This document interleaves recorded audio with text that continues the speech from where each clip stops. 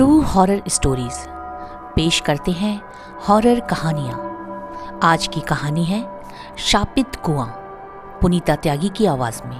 तो चलिए सुनते हैं ये कहानी। रात का समय था, लगभग 11:30 बज रहे थे। एक लड़का कार से अपने घर जा रहा था।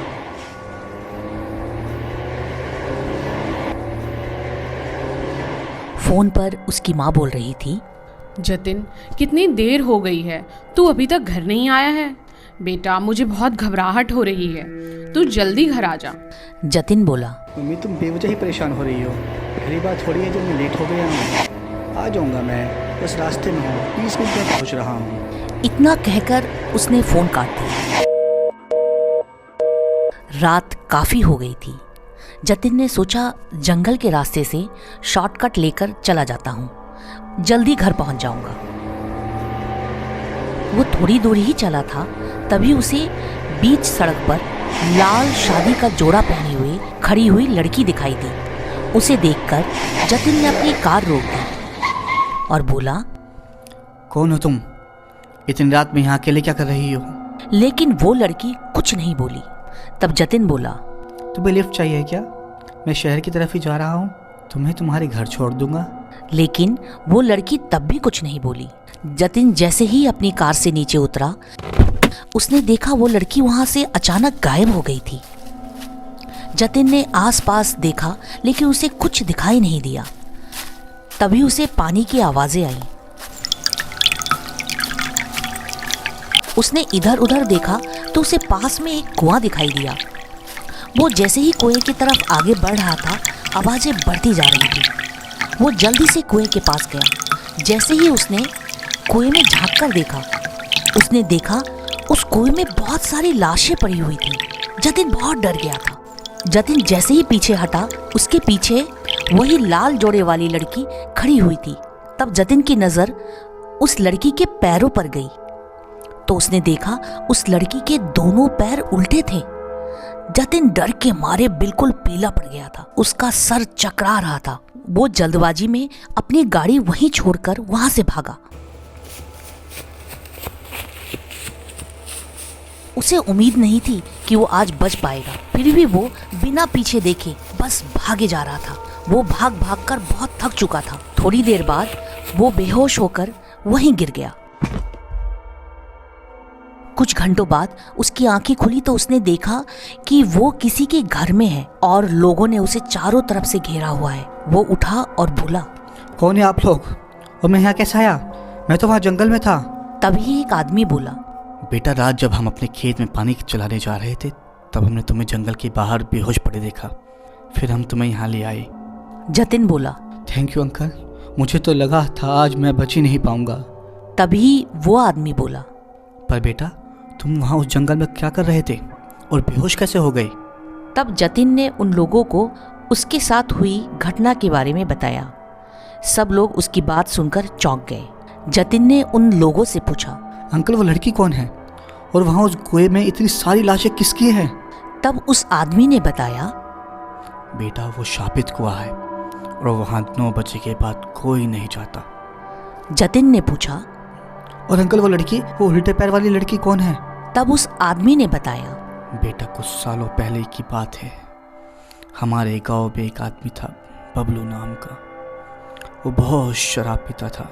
शराब के आगे उसे कुछ भी नहीं दिखाई देता था। उसकी बीवी की मौत सालों पहले ही हो चुकी थी। उसकी एक बेटी थी, 17 साल की रीना। एक दिन एक आदमी रीना का रिश्ता लेकर बबलू के पास आया और बोला, बबलू, मुझे तेरी बेटी बहुत पसंद है। मुझे उससे शादी करनी है। तुझे उसके बदले में मैं बहुत सारी शराब और बहुत सारे पैसे दूंगा। पैसे और शराब के लालच में बबलू ने अपनी बेटी की शादी उससे 3 गुना बड़े आदमी से पक्की कर दी। वो जाकर रीना से बोला, आज से तेरा स्कूल जाना बंद, घर के काम सीख। क्यों पापा, ऐसे क्यों बोल रहे हो? तब बबलू ने उसे बताया कि उसकी शादी पक्की कर दी है और 15 दिन बाद उसकी शादी है। पापा, ऐसा मत करो, मुझे पढ़ाई करनी है, मैं कॉलेज जाना चाहती हूँ, मुझे कुछ बनना है, मुझे अभी शादी नहीं करनी। रीना के बहुत गिड़गिड़ाने के बाद भी बबलू ने उसकी एक न सुनी और उसे कमरे में बंद करके चला गया। कुछ ही दिनों में रीना की शादी थी। रीना एक दिन छुपकर अपनी सहेली के पास गई और उससे बोली, मुझे शादी नहीं करनी, मुझे अभी पढ़ाई करनी है, मैं कुछ बनना चाहती हूँ, मेरी मदद कर, मैं क्या करूँ? तब उसकी सहेली ने उसे सलाह दी कि तू शादी वाले दिन घर से भाग जाना। उस दिन इतने लोग होंगे घर में, किसी को पता नहीं चलेगा। रीना उसकी बात मान गई और शादी वाले दिन शादी के जोड़े में घर से भाग गई। लेकिन लड़के वालों को इस बात की भनक लग गई और वो उसे ढूंढने के लिए निकल पड़े। रीना भागकर जंगल तक पहुंची थी और वो लोग भी वहां पहुंच गए। रीना ने जब चारों तरफ देखा तो उसे घेर लिया गया था। रीना को कुछ समझ नहीं आ रहा था, वो क्या करे और भाग नहीं सकती थी। उसे पास में ही कुआं दिखाई दिया और उसने उसमें छलांग लगा दी। रीना तो मर गई, लेकिन उसकी आत्मा को शांति नहीं मिली। अब जो भी कोई उस रास्ते से जाता है वो उसे मार देती है। वो एक शापित कुआं है, जो कोई भी उस कुएं की तरफ देखता है वो जिंदा नहीं बचता। तुम खुशकिस्मत हो जो बच गए। उस आदमी की बात सुनकर जतिन बहुत डर गया था। वो गांव के कुछ लोगों को लेकर जंगल में गया और अपनी कार लेकर वहां से अपने घर चला गया। उसके दिमाग में ये रात एक खौफनाक याद बन चुकी थी।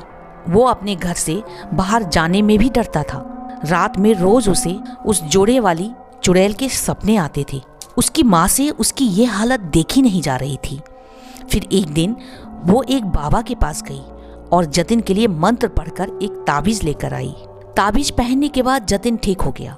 कुछ ही दिनों में वो उस रात के सदमे से बाहर आ गया और खुशी खुशी पहले की तरह रहने लगा। लेकिन फिर भी वो रात में 10 बजे से पहले अपने घर आ जाता था। दोस्तों, हमारी लाइफ में कुछ घटनाएं ऐसी होती हैं जिनसे उभर पाना हमारे लिए बहुत मुश्किल होता है, लेकिन उस समय हमें ज़रूरत होती है किसी अपने के सपोर्ट की। तो अगर आपके साथ कुछ ऐसा होता है, अंदर ही अंदर घुटने से अच्छा है अपने परिवार के साथ समय बिताएं।